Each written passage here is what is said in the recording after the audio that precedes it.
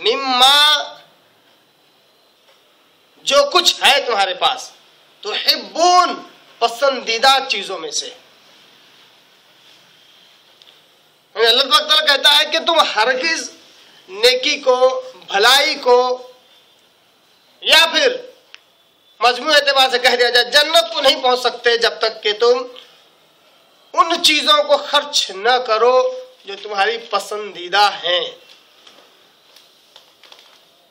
یہاں پر تو ہے گویا کہ جو بات بیان کی گئی مضمون کے اعتبار سے وہ مکمل ہو گئی، مگر آیت مکمل نہیں ہوئی ہے. آگے اللہ کہتا ہے وَمَا تُنْفِقُوا مِنْ شَيْءٍ، اے لوگو جو کچھ تم خرچ کرو گے کسی بھی چیز میں سے، یاد رکھو فَإِنَّ اللَّهَ بِهِ عَلِيمٌ، اللہ تبارک تعالیٰ اس کو بہت بہتر جانتا ہے، بہت بہتر جانتا ہے. اللہ تبارک تعالیٰ کی راہ میں خرچ کرنے کے تعلق سے، انفاق فی سبیل اللہ کے تعلق سے ہم نے بہت سی آیات سورہ بقرہ میں دیکھی، بہت سے مسائل ہم نے اس کے تعلق سے جانے، بہت سارے احادیث ہم نے اس کے تعلق سے جانے ہیں. اس لیے یہاں پر انفاق فی سبیل اللہ کی فضیلت اور اس کے جو مسائل ہیں ان کو یہاں پر بیان نہیں کروں گا، بلکہ صرف اور صرف اس آیت کا جو مقصد ہے، اس آیت کا جو لب لباب ہے، اور اس آیت کے نازل ہونے پر پیارے آقا صلی اللہ علیہ وسلم کے زمانے میں صحابہ کے درمیان کیا معاملہ ہوا، اس کو آپ کے آگے آج احادیث کی روشنی میں انشاءاللہ رکھوں گا. اور اس آیت کے اندر جو فلسفہ چھپا ہے اس فلسفے کو بھی ہم جانیں گے، چونکہ یہ آیت بہت ہی کامن ہے، بہت ہی عام ہے، اور ہر عام و خاص میں یہ آیت مشہور ہے. اس لیے ضروری ہے کہ اس کا صحیح معنی ہمیں سمجھ میں آ جائے. کیوں؟ کیونکہ یہ آیت جتنی عام اور جتنی کامن ہے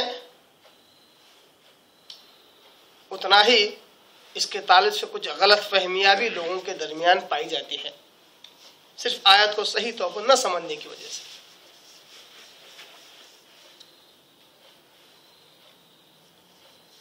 ایک سب سے بڑی غلط فہمی جو لوگوں کے درمیان اس آیت کے تعلق سے پائی جاتی ہے وہ یہ ہے کہ آیت کہتی ہے تم ہرگز نیکی کو نہیں پہنچ سکتے جب تک کہ اللہ کے راہ میں اپنی پسندیدہ چیزیں خرچ نہ کرو.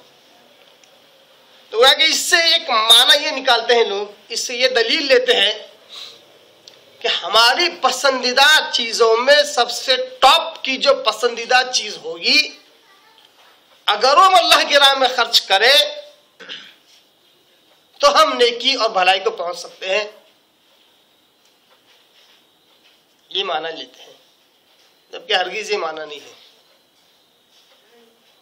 ہرگز صرف اس کا یہ معنی نہیں ہے، یہ کر لے کوئی حرج نہیں ہے، مگر یہ معنی نہیں ہے، کیونکہ اس آیت کو پیش کر کے اس معنی مفہوم کو اس پر مقید کرتے ہیں. یہ غلط ہے، مقید اس پر نہیں کرنا چاہیے، اس کو اس میننگ کے ساتھ لمیٹڈ نہیں کرنا چاہیے. دوبارہ کہہ رہا ہوں، لوگ اس آیت سے جو جس غلط فہمی میں مبتلا ہے وہ یہ ہے کہ لوگ کہتے ہیں کہ انسان کے پاس جو پسندیدہ چیزیں ہیں یا جتنی بھی چیزیں انسان کے پاس ہیں اس میں سب سے زیادہ محبوب چیز جو اس کی نگاہ میں ہوگی اگر وہ اس کو اللہ کے راہ میں جب تک خرچ نہیں کرتا تب تک وہ اصل نیکی کو نہیں پہنچ سکتا. اسی لیے لوگ کہتے ہیں صاحب کہ انسان کے پاس تو بہت ساری چیزیں ہوتی ہیں مگر اس کو چاہیے کہ وہ ڈھونڈے اور دیکھیے کہ سب سے پہلی چیز کون سی ہے.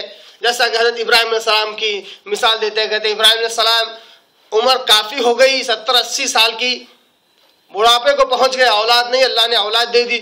اس وقت اللہ نے حکم دیا ذبح کرو، سب سے پسندیدہ چیز، تو ابراہیم علیہ السلام نے اپنے بیٹے کو ذبح کرنے کے لیے تیار ہو گئے. یہ دلیل کے طور پر دیتے ہیں. تو کہتے ہیں کہ جو سب سے زیادہ پسندیدہ چیز ہے اس کو ڈھونڈو، اور جب تک اس کو نہیں دے دیتے تب تک تمہیں وہ صدقے کا ثواب نہیں ملے گا، ورنہ ہر روز 10, 5, 20 روپے تو تم دیتے رہو گے. مگر صدقے کا اصل مزہ تو تب آئے گا، اللہ کے راہ میں خرچ کرنے کا اصل مزہ تو تب آئے گا جب تم سب سے زیادہ پسندیدہ چیز، اس سے بڑھ کر کوئی چیز نہ ہو، جب تک اس کو خرچ نہیں کرتے تم کو صدقے کا اصل مزہ نہیں ملے گا، صدقے کا اصل ثواب تمہیں نہیں ملے گا. یہ مفہوم بیان کرنے کی کوشش کرتے ہیں لوگ. صحیح ہے؟ سنا ہے آپ لوگوں نے؟ ایسا ہی بیان کرتے ہیں؟ اب آئیے ہم اسی آیت کے ایک ایک لفظ کی طرف غور کرتے ہیں اور سمجھنے کی کوشش کرتے ہیں کہ اللہ تبارک تعالیٰ آخر کہنا کیا چاہتا ہے. اللہ تبارک تعالیٰ آخر کیا کہنا چاہتا ہے؟ اللہ کہتا ہے لن تنالوا البر، اے لوگو ہرگز تم نیکی کو نہیں پہنچ سکتے، حتی تنفقوا، یہاں تک کہ تم خرچ کرو، مما تحبون، انداز کیا ہے قرآن کی آیت کا؟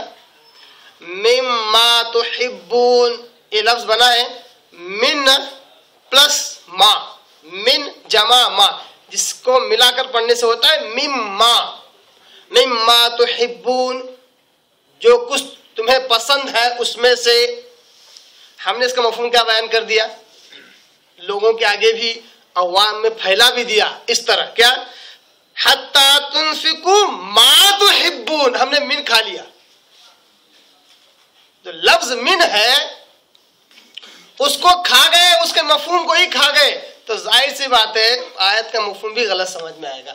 گویا کہ ہم نے کیا کہا؟ حتی تنفقوا ما تحبون، تم جب تک اللہ کے راہ میں وہ خرچ نہ کرو جو سب سے زیادہ پسندیدہ ہے. یہ ترجمہ ہوتا ہے ما تحبون کا، جبکہ ما تحبون نہیں کہا اللہ نے، مما تحبون، ان چیزوں میں سے جو تمہارے پاس پسندیدہ ہے. یعنی کہ پسندیدہ چیزیں اگر 10 ہیں، ان میں ترجیح کسی بھی چیز کی ہو سکتی ہے. ترجیحات میں نمبر 1 پہ کچھ اور ہو سکتا ہے، نمبر 2 پہ کچھ اور ہو سکتا ہے، نمبر 3 پہ کچھ اور. ان میں سے کسی بھی چیز کو اگر تم اللہ کی راہ میں خرچ کرو تو اللہ تعالیٰ اس کو قبول کرے گا. یہی تو معنی ہے جو ہم نے اس سے پہلے سورہ بقرہ کی بہت ساری آیتوں میں جو اللہ کے راہ میں خرچ کرنے، انفاق فی سبیل اللہ کی فضیلت پر آئی تھی. ہم نے یہی بات جانی تھی